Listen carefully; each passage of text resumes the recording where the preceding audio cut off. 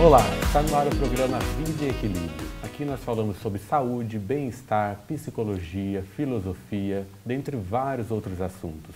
Hoje nós vamos falar sobre saúde e vamos receber a médica endocrinologista, pós-graduada em nutrologia, doutora Camila Leite.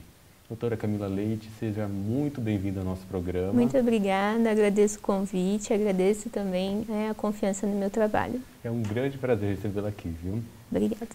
Para começar o nosso bate-papo, eu gostaria de perguntar, tem algumas pessoas que, ultimamente, as pessoas têm tido uma grande preocupação em relação ao peso. Sim. Até pelo fato da ditadura da moda, da beleza, tem que estar magra, tem que estar em forma e tal, e as pessoas tentam acompanhar isso. Porém, algumas pessoas têm procurado dietas que às vezes não são adequadas para elas, dietas que são muito restritivas. Como saber qual dieta adequada para cada tipo de pessoa? Na verdade, assim, eu sempre brinco com os meus pacientes. Eu mesmo sendo endocrinologista, não acredito em dieta, porque eu acho que dieta é algo curto, com prazo, que ninguém consegue seguir, Então, assim, eu acredito muito mais em reeducação alimentar. Não existe uma dieta específica para cada pessoa. Existe, sim, um aprender a comer direito, E, claro, cada paciente tem a sua necessidade metabólica, tem o seu grau de atividade, a gente tem que adequar o tipo de alimentação para aquela pessoa. Dieta da lua, dieta do tipo sanguíneo, isso não tem nada a ver. No caso, são feitos exames para ver qual adequação alimentar a pessoa deve fazer? Normalmente assim, o que a gente faz? O paciente vem, procura, nós fazemos uma série de exames para ver como é que está a situação metabólica desse paciente. E durante a entrevista, além do exame físico, é feito um interrogatório, Então, qual que é a sua rotina, quantas vezes você faz atividade física na semana, você não faz atividade, se faz, que tipo de atividade física que você faz. E aí, baseado nisso, a gente tenta montar um programa de alimentação para esse paciente, tentando adequar toda essa rotina de atividade e também se baseando no resultado dos exames que ele traz para a gente no retorno. Certo. E as pessoas que têm dificuldade de, digamos, entrar na linha, emagrecer, como tem esses, como que é feita essa abordagem?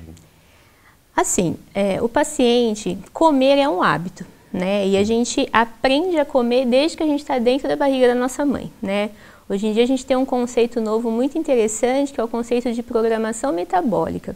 Então, quando uma mulher está grávida, o que ela se alimenta vai determinar muito do que vai ser a saúde dessa pessoa no futuro quando ela nascer, Então, assim, é óbvio que é difícil mudar hábito, mas a gente tem que tentar mostrar para o paciente os benefícios que ele vai ter com as mudanças e, em relação às crianças, principalmente, tentar educar essa criança desde muito cedo a comer saudável. Então, como a gente tinha falado na outra pergunta, esses modismos, as dietas da moda, assim, você não recomendaria? Eu não recomendo, eu não trabalho dessa forma, os pacientes me conhecem, assim, exatamente por isso. Não é algo que você vai manter. Eu vou ficar sem comer carboidrato, totalmente. Não consigo ficar muito tempo. Nosso cérebro só funciona com energia vinda de carboidratos. Então, assim, não tem como você recomendar algo que vai fazer mal para o paciente a longo prazo, que vai criar uma ansiedade nesse paciente, que vai criar uma mudança muito grande de comportamento na vida dele, que ele não vai conseguir manter, Então, a gente tem que trabalhar com mudança de hábito, com consciência de benefício, porque isso sim, ele vai entender que vai fazer bem para ele e ele começa a mudar naturalmente. Sim. E voltando a falar sobre isso, tem pessoas que têm uma grande dificuldade de emagrecer, E muitas pessoas falam assim, é que eu tenho problema na tireoide. Sim. Isso pode impactar no peso da pessoa? Pode. Na verdade, sim. Essa questão da tireoide relacionada ao ganho de peso, ela teve um destaque maior quando o Ronaldinho, o jogador de futebol, ele falou que ele não conseguia emagrecer porque ele tinha problemas na tireoide. A tireoide, ela pode impactar no ganho ou na perda de peso, sim, mas culpá-la pela obesidade, não. Na verdade, assim, se a gente faz um diagnóstico precoce, o tratamento ele já é estabelecido e a pessoa não tem grandes alterações no peso. A gente sabe que, por exemplo, um paciente que tenha o hipotiroidismo, que é quando a tireoide funciona menos do que ela deveria, sim, ele tem uma certa dificuldade para emagrecer, a sensação é que ele tem o metabolismo um pouquinho mais lento. Mas a tireoide não pode ser culpada por isso, né? Desde que o diagnóstico seja feito precocemente, o tratamento seja instalado, o maior responsável pelo ganho de peso ou pela perda de peso do paciente vai ser o que ele come e o tanto que ele se exercita. Certo, mas no caso a pessoa poderia comer de tudo, só que em menos quantidade? Sim, assim, de uma forma geral, a gente orienta o paciente, eu sempre brinco com os meus pacientes, né? A gente tem que aprender a descascar mais e desembalar menos, né? E hoje em dia as pessoas, elas procuram muito alimentos industrializados, é tudo no pacotinho, e não, a gente tem que tentar procurar alimentos mais saudáveis mesmo. De preferência orgânicos, sim, porque infelizmente a quantidade de agrotóxicos que tem nos alimentos é muito grande, isso também faz mal. Mas eu sempre oriento os meus pacientes o seguinte, a gente tem que aprender a ler rótulo, a gente tem que aprender a comer alimentos mais naturais, né? E não precisa ter uma super restrição do tipo, eu não vou comer nunca um refrigerante, eu não vou tomar nunca um refrigerante, não vou comer nunca um bolo. Não, eu não posso comer isso todo dia. Sim. Né? Porque a gente sabe que o comer tem a questão afetiva, o comer tem a questão social, e nós brasileiros temos muito isso, né? A gente só se reúne para comer, toda reunião tem uma comida. Então, é ir escolhendo algumas coisas mais saudáveis e fazendo uma mudança nos nossos familiares, nos nossos amigos, sem ser extremamente radical, porque isso acaba sendo ruim, né? Porque algumas pessoas dizem assim, comer bem, comer assim, saudável é caro, porque comprar verduras, preparar a própria comida e tudo isso, muitas pessoas falam que é inviável. Então, na verdade, eu acho... a respeito disso? O que eu acho é o seguinte, as pessoas, infelizmente, hoje em dia a gente tem uma vida muito corrida, né? Então é muito mais fácil você comprar alguma coisa pronta, é muito mais fácil você comprar um suco de caixinha do que você espremer uma laranja, por exemplo. Sim. A gente tem opções, sim, de alimentos mais saudáveis que não são tão caros, tá? É óbvio que essas sem glúten, sem lactose, não sei o que tal, isso acaba sendo um pouco mais caro, que também é algo que muitas vezes é desnecessário, não é todo mundo que não precisa comer glúten, não é todo mundo, para emagrecer você não precisa ter essas restrições. Mas hoje a gente tem sim no mercado opções de alimentos saudáveis um pouco mais em conta, né? Uma coisa que eu faço em casa, né, eu sou médica, mãe de 3, uma confusão a minha vida, mas assim, o que a gente costuma fazer em casa? Eu separo o domingo, por exemplo, eu arrumo a minha geladeira para a semana. Então a gente faz a feira, sempre leva as crianças junto, porque isso é uma forma de incentivá-los a comer saudável. E aí eu já lavo a salada e deixo nos saquinhos, eu lavo. É necessário criar um hábito, né? Exatamente. Então a minha geladeira está pronta para comer saudável. Então é uma questão de se organizar, mas é possível, dá certo. É possível, né? Temos percebido que o número de pessoas, mudando de assunto inclusive, que o número de pessoas que desenvolveram diabetes, né, é muito grande. Sim. Isso se deve muito à alimentação, né? Sim. Ao consumo de açúcar e tal. Fala pra gente sobre isso. Na verdade, a gente tem 2 tipos básicos de diabetes, que é o diabetes tipo 1 e o diabetes tipo 2, né? O diabetes tipo 2, ele está relacionado, sim, a questões de hábitos alimentares, né? Então, o diabetes tipo 2 hoje é uma epidemia mundial, está extremamente relacionado à obesidade, né? E aos fast foods, e ao ritmo de vida mais corrido, hábitos sedentários, né? E o diabetes tipo 2, ele é uma doença grave, silenciosa. Uma vez um paciente falou assim para mim, doutora, o diabetes tipo 2 é igual ferrugem, vai comendo aos poucos. E é bem isso mesmo. E é uma doença, assim, que ela te traz muitas complicações a longo prazo, mas que, por outro lado, qualquer guideline de tratamento de diabetes que a gente tiver, Sociedade Brasileira de Diabetes, americana, europeia, seja qual for, sempre vai estar lá como primeira opção, mudança do estilo de vida, né?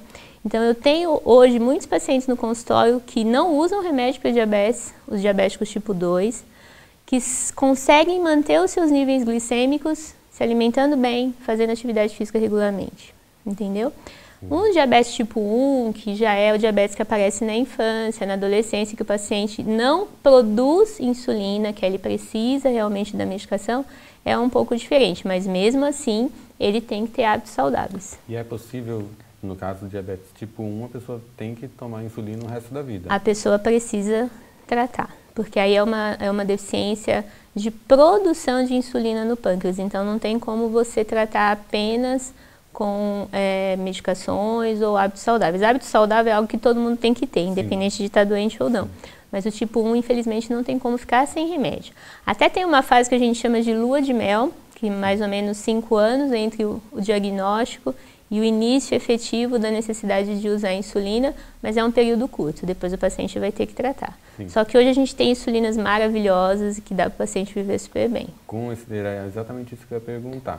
Com o tratamento é possível a pessoa ter uma vida absolutamente normal. Porque Sim. a gente ouve muito falar de pessoas que tinha diabetes, ficou um tempo sem comer, passou mal, morreu, teve que amputar um membro. Isso no caso da pessoa não controlar essa doença. A gente hoje, assim, né, graças aos deuses, a gente tem uma realidade muito diferente no tratamento de diabetes. Eu escolhi fazer endocrinologia porque a minha avó era diabética, né, e o dia que a minha avó faleceu eu vi e foi muito ruim, assim, ela não tinha opções de tratamento, era uma época em que a gente tinha insulinas feitas à base de material de porco, né, insulina suína, então dava muita alergia, uma seringa de vidro que tinha que ferver, era uma coisa assim, e faz pouco tempo, 20 anos, assim. Nesses 20 anos, a indústria farmacêutica se desenvolveu demais e hoje a gente tem muitas opções de tratamento para o diabético e dá para o diabético viver muito bem. O que precisa ter? Primeiro, consciência de que ele tem uma doença que é muito grave, sim, e que não adianta ficar achando que nada vai acontecer. Ele tem que ter essa consciência. E segundo lugar, ele tem que ter disciplina, né? O paciente diabético, ele tem que ser um cara muito disciplinado, ele tem que entender que ele realmente precisa comer de uma forma melhor, que ele precisa se tratar direitinho, que ele tem que fazer atividade física e tudo mais. Mas dá para viver super bem. Esse conceito também se aplica à tireoide também, né? Sim, a tireoide... Pode falar. A pessoa que tem disfunção na tireoide, no caso, ela também pode ter uma vida absolutamente normal. Pode ter uma vida absolutamente normal. Nós temos basicamente 2 tipos de disfunção de tireoide. Na verdade, são 2 faces de uma mesma doença, né? O que a gente chama de tireoidopatia autoimune. Então, 90% dos casos de alteração de tireoide são de origem autoimune e você pode ter tanto um hipotiroidismo, que é quando a tireoide funciona menos do que ela deveria, ou um hipertiroidismo, que é quando a tireoide funciona mais do que ela deveria, né? No caso do hipo, os sintomas mais comuns, ganho de peso, inchaço, fadiga, indisposição, queda de cabelo, unha fraca, o intestino fica um pouco mais preguiçoso, né? Pode ter alterações do ciclo menstrual, dificuldade para engravidar nas mulheres.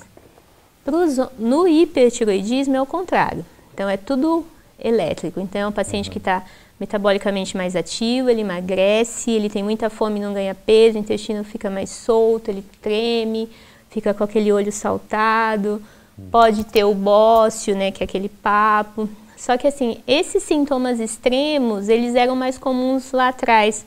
Hoje em dia a gente consegue fazer o diagnóstico mais rápido e muitas vezes o paciente não evolui tão mal assim. Mesma coisa do diabetes, né? Essas complicações de amputação, elas ainda acontecem. Mas hoje o diagnóstico é precoce, se a gente tiver um acompanhamento bem feito, a gente diminui a incidência de complicações. Se a pessoa perceber que algo não está certo, né? E ela procurar um médico. Sim, na verdade eu sempre falo assim, o mais importante em medicina é a prevenção, né? Então assim, fazer exames regularmente, prestar atenção no seu corpo, né? As pessoas, elas esquecem de se olhar, de ver o que está acontecendo com elas, né? Então, assim, é prestar atenção em si mesmo, fazer exames preventivos, realmente se cuidar, né? Porque hoje em dia a gente tem milhares de formas de fazer diagnóstico muito precoce, fazendo um tratamento precoce também dá para viver super bem. Obrigado, Camila. Nós vamos para um breve intervalo, daqui a pouquinho estamos de volta.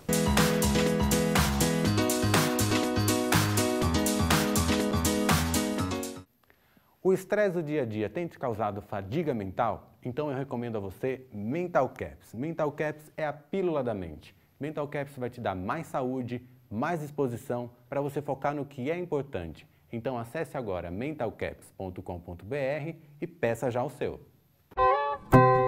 Quer emagrecer de verdade e com saúde? Eu recomendo a você Fine Lipo. Fine Lipo é um composto natural à base de fibras naturais antioxidantes. Ele vai acelerar o seu metabolismo e proporcionar uma perda gradativa de peso. Então acesse agora finelipo.com.br e peça já o seu.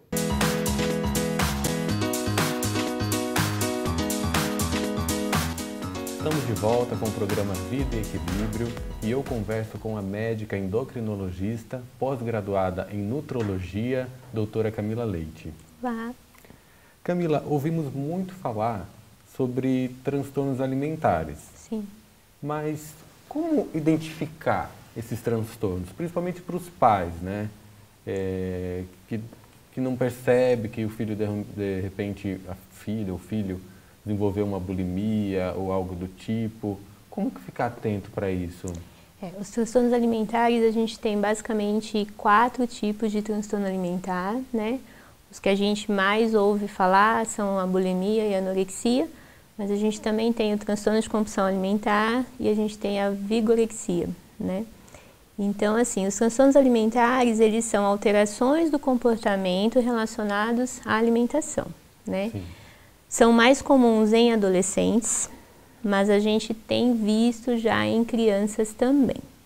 Então, assim, como mãe até, né, eu sempre falo para os meus pacientes também, eu falei, olha, fiquem atentos, observem, porque às vezes a gente deixa o filho no quarto, deixa o filho na TV, deixa o filho no tablet, no celular. Acha que tá tudo bem. E não presta atenção. Sim. E também pela correria de estar trabalhando fora, às vezes a criança fica na escola o dia todo, às vezes a criança fica com um cuidador, uma babá, o avô.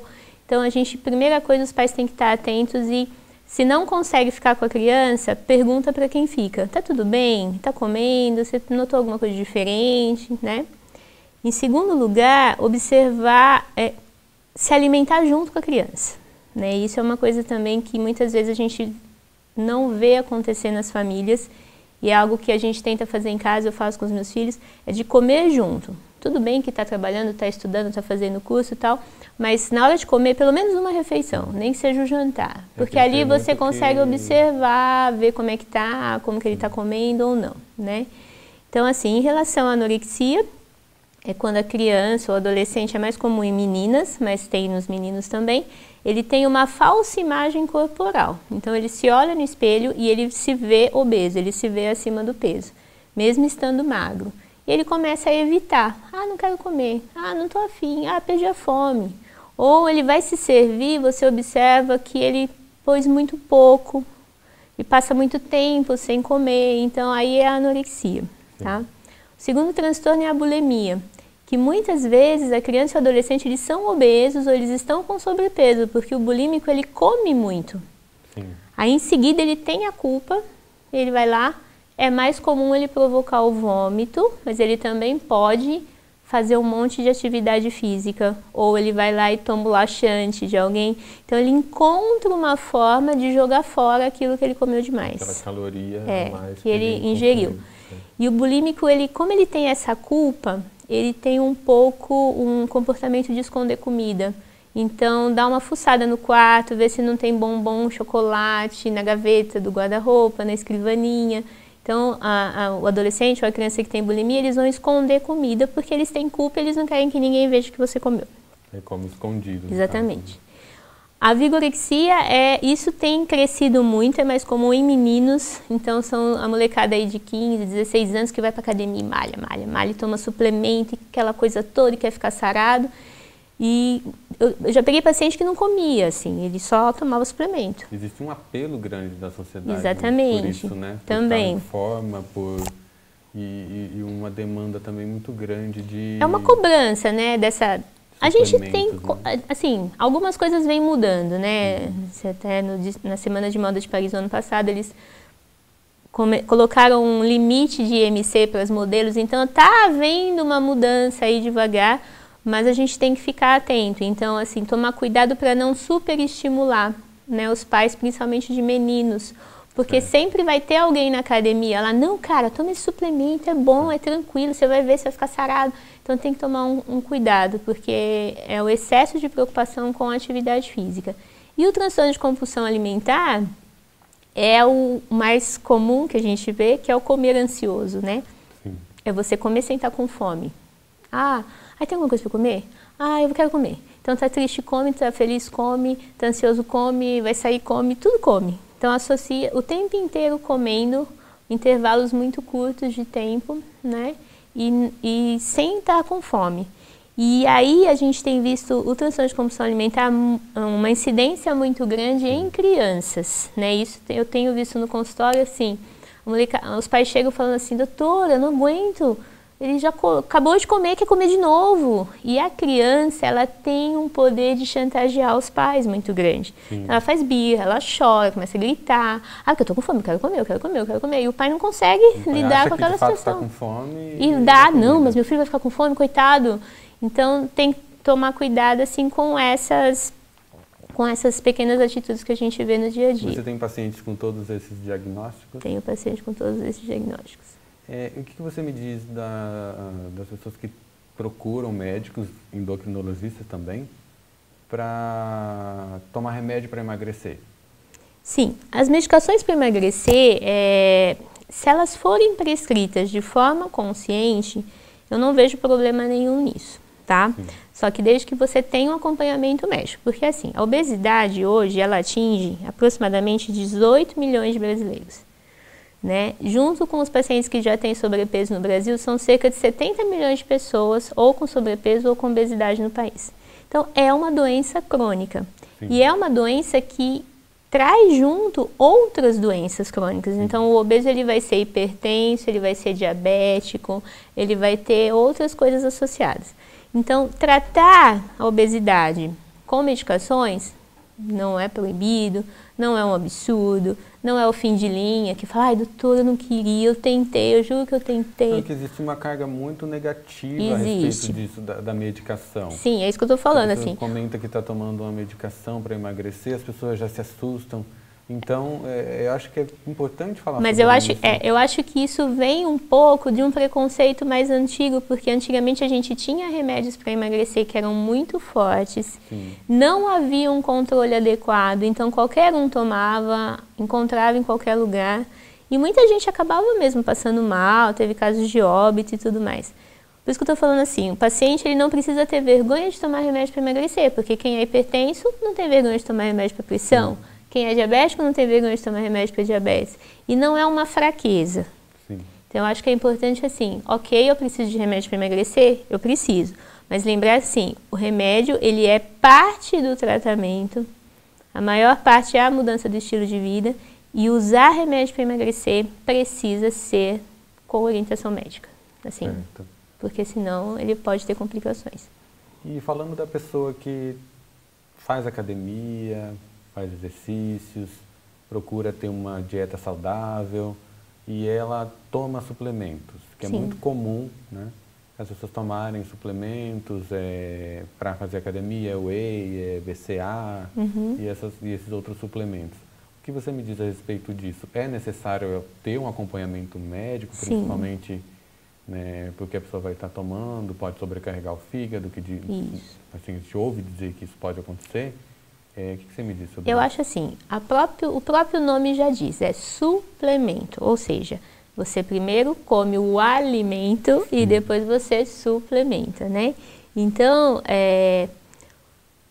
a necessidade de suplementação, ela vai acontecer assim, eu preciso ver, como eu falei, né? Qual que é o status metabólico desse paciente inicialmente?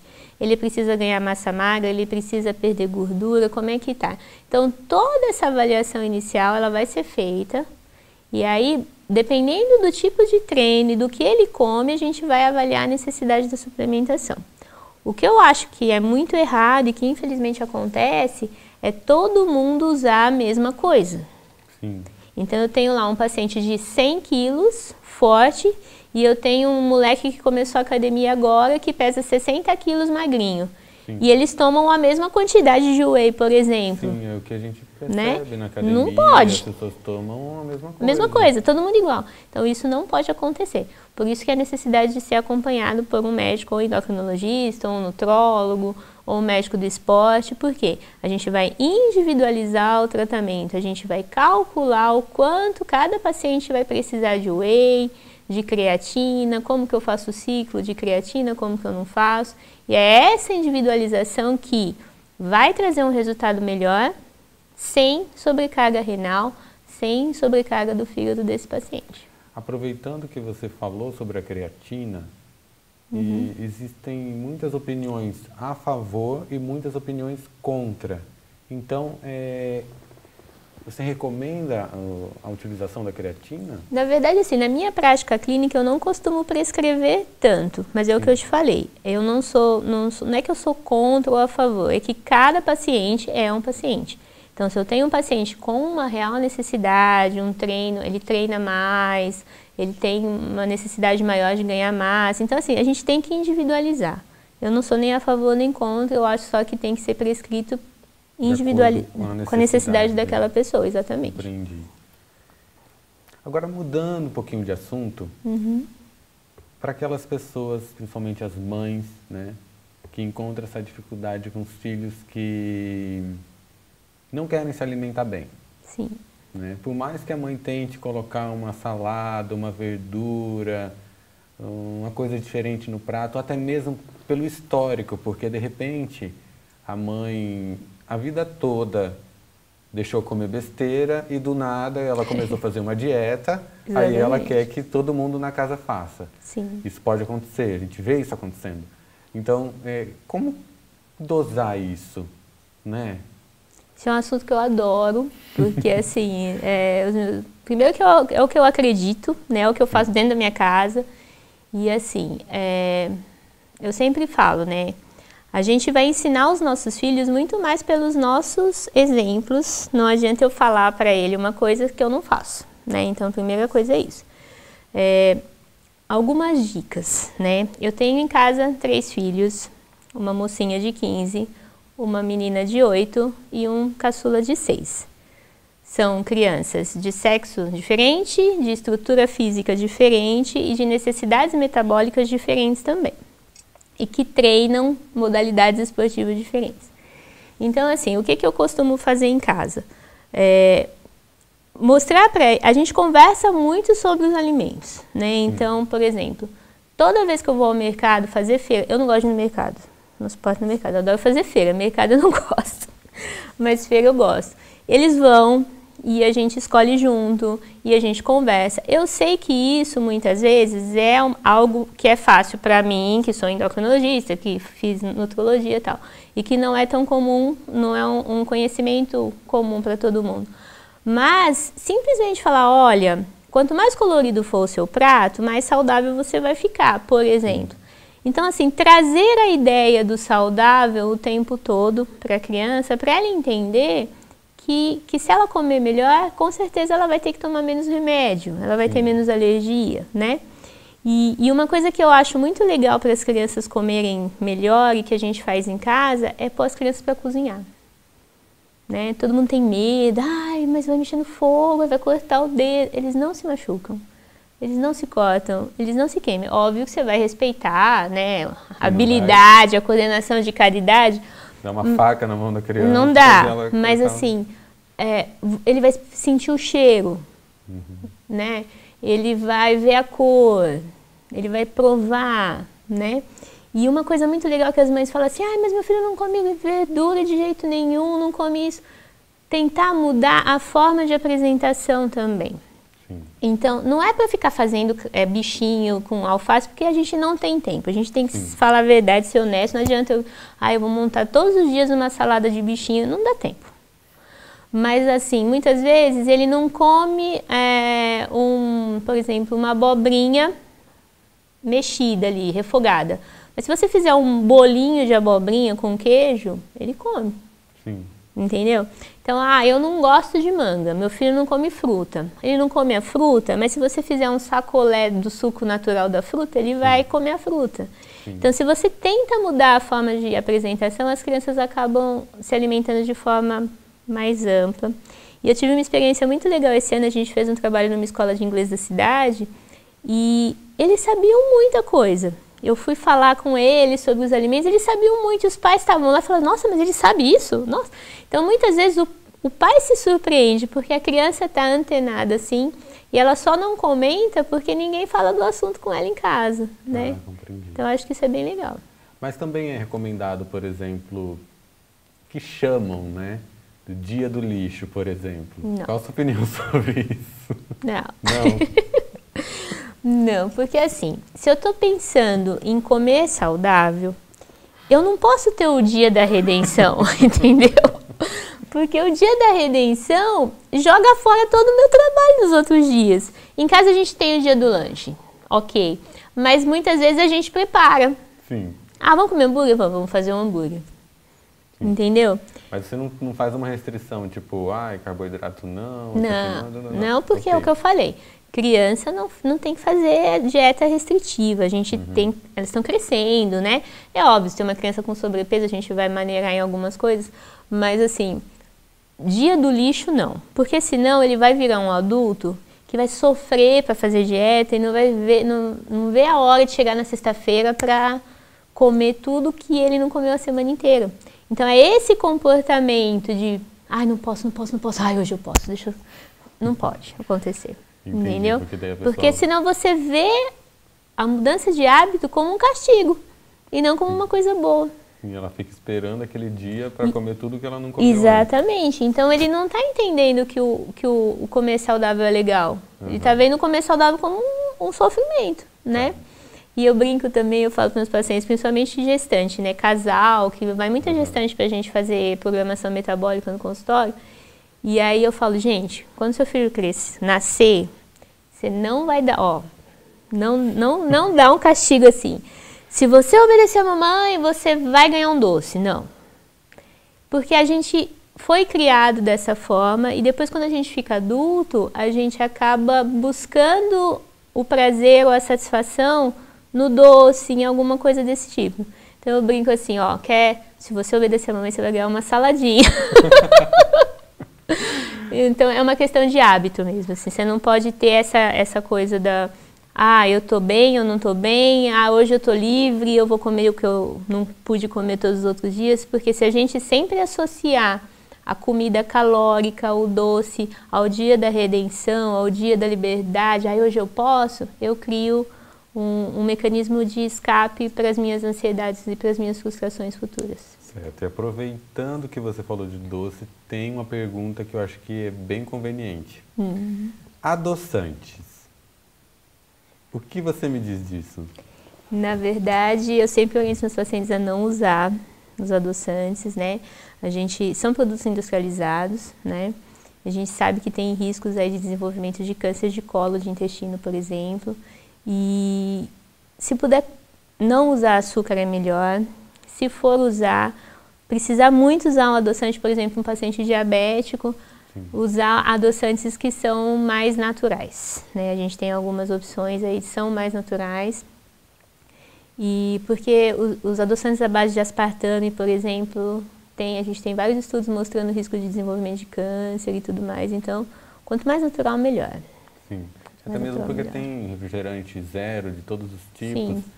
E às vezes, por exemplo, numa dieta, você economiza caloria tomando um refrigerante zero. Você não toma refrigerante. Não, assim, se você puder não tomar, porque o refrigerante zero, ele pode ter menos açúcar, mas ele vai ter mais sódio, ele vai ter outras coisas. Toma um suco. Você está ferrado do mesmo jeito. Toma um suco, melhor. Refrigerante, teve um estudo, eu não lembro quando que foi publicado, mas teve um estudo no Reino Unido, que eles pegaram pacientes, crianças, eles acompanharam, foi um estudo prospectivo, eles pegaram crianças, 2 grupos de crianças, uns que tomavam refrigerante desde pequenos e outros que nunca tomaram, e acompanharam até a adolescência.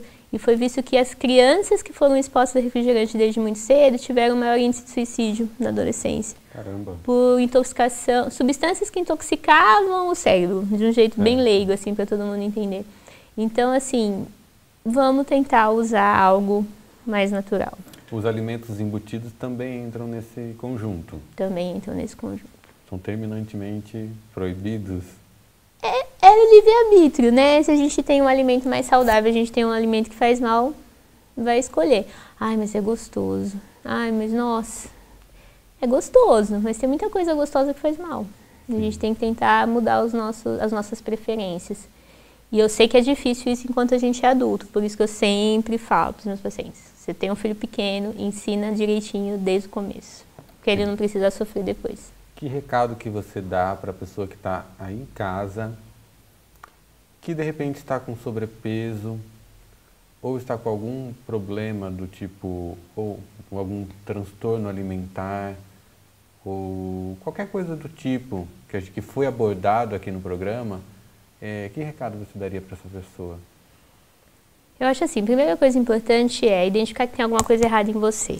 Você não está bem com alguma coisa, tem alguma coisa te incomodando, né? Então procura ajuda médica, né? Não vai, porque minha vizinha falou que comer tal coisa é bom. Eu vi na TV, o youtuber falou... Não. Procura um médico, faz uma avaliação, vê qual que é a sua necessidade real. Muitas vezes a pessoa acha que ela precisa emagrecer um monte e ela não precisa, né? Um paciente de 50 anos não precisa pesar a mesma coisa que um de 20. Então, assim, cada um vai ter uma necessidade diferente. Então, a primeira coisa, procura um médico, faz uma avaliação. Sobre o peso em si, o IMC, ele muda então de acordo com...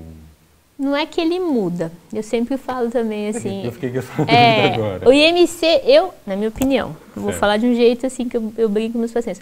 O IMC é uma conta burra, porque assim, ele só vai avaliar altura e peso.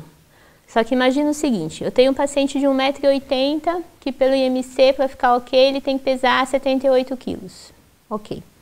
Mas se ele treina e faz musculação pesada, ele não vai pesar só 78 quilos. Ele vai pesar 85, 90 quilos. Só que ele vai pesar 85, 90 quilos, pelo IMC ele vai estar com um sobrepeso. Só que se eu fizer uma análise de composição corporal, ou por bioimpedância, ou por análise de prega cutânea, eu vou ver que ele tem um sobrepeso às custas de massa magra. Então não tem problema nenhum. Sim, seria saudável. Exatamente. Então, assim, o IMC hoje, na minha opinião, a única coisa que eu acho que ele é importante é para definir se uma criança, principalmente, um adolescente com transtorno alimentar, por exemplo, está num grau de desnutrição e as classificações para indicação de cirurgia bariátrica, tá?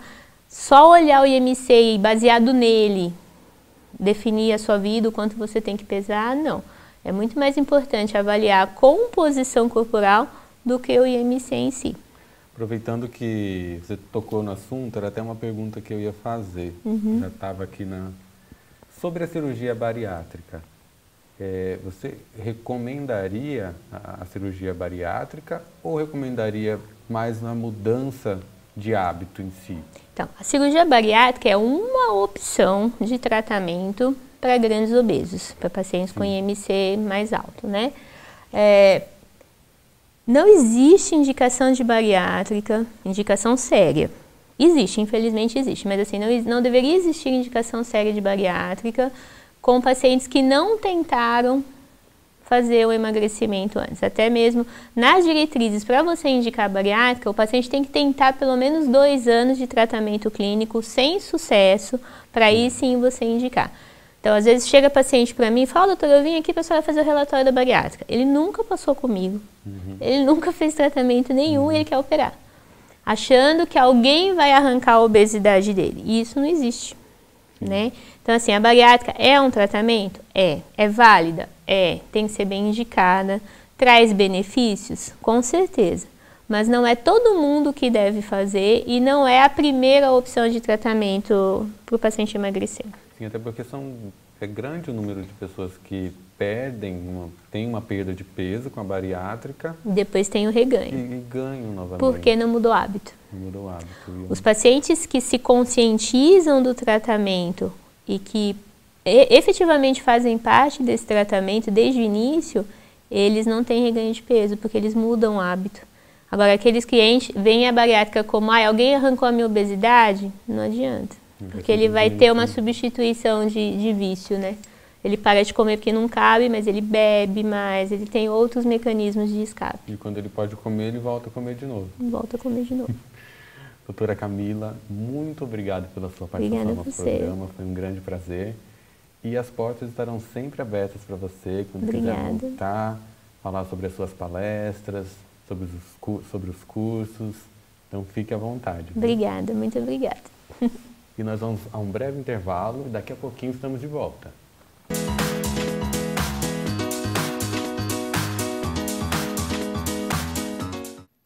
O estresse do dia a dia tem te causado fadiga mental? Então eu recomendo a você Mental Caps. Mental Caps é a pílula da mente. Mental Caps vai te dar mais saúde, mais disposição para você focar no que é importante. Então acesse agora mentalcaps.com.br e peça já o seu.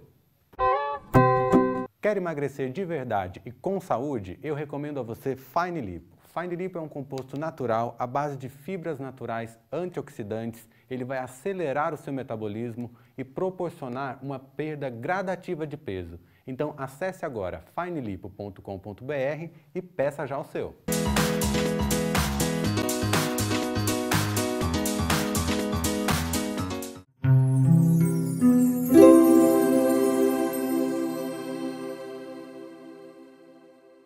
Eu vou começar o meu pensamento de hoje fazendo uma pergunta para você. Uma pergunta que, de fato, eu quero só estimular você a refletir. Você está no presente? Sua cabeça está naquilo que você está fazendo? Independente do que seja, o que você esteja neste momento fazendo? Onde está a sua cabeça? Isso é muito importante a gente se perguntar. Hoje é muito comum, com a velocidade da informação, com a tecnologia, a nossa cabeça, ela é como se fosse um sistema mesmo, onde a gente tem vários painéis e a gente enxergasse diferentes situações que temos que resolver, situações que nos incomodam, situações que você precisa solucionar no trabalho, no relacionamento, e a gente fica ao longo do dia nessas telas, né, acessando, e muitas vezes isso nos tira do presente. É interessante refletir sobre isso, porque assim, é possível, de fato, a gente pensar e refletir sobre as coisas, mas não se ausentar por tanto tempo e numa sequência diária e comum, né? Então é muito importante a gente passar a fazer uma análise disso. Onde está a sua cabeça naquilo que você está fazendo? Sabe, uma característica, um ponto muito importante que dá para a gente observar como isso faz mal para a gente é a correria do dia a dia. Parece que você faz tudo, o tempo todo, para os outros, para as outras situações, para o trabalho, e de repente você não consegue fazer coisas mínimas. Aliás, e quando consegue, fica viajando, usando a cabeça justamente para sair daquele presente. Uma taça de vinho com um amigo, um jantar romântico, e de repente aquela aflição de ficar no celular mexendo nas coisas, tentando acompanhar coisas de trabalho, ou preocupado com uma outra situação. Isso é a prova de que a cabeça não para. E a cabeça é uma coisa à parte. Em algum determinado momento da nossa vida, a gente compreende que nossa existência ela não se define por meio da mente, né? Existem vários outros componentes que são importantes, a questão do corpo, por exemplo, né? E tudo isso é um processo de autoconhecimento. Então a minha mensagem hoje aqui é justamente te perguntar, fazer você refletir. Você está no presente? E lembrando que só o fato de eu fazer essa pergunta não significa que eu seja melhor que você por questionar isso. Muito pelo contrário, significa que eu estou diariamente fazendo esse exercício. Às vezes, quase sempre, vem aquela coisa da mente e tira a gente do presente, né? E se isso, e se aquilo desse certo, e a gente começa a viajar. A gente só tem de fato o agora, tá bom? A gente se encontra no próximo programa.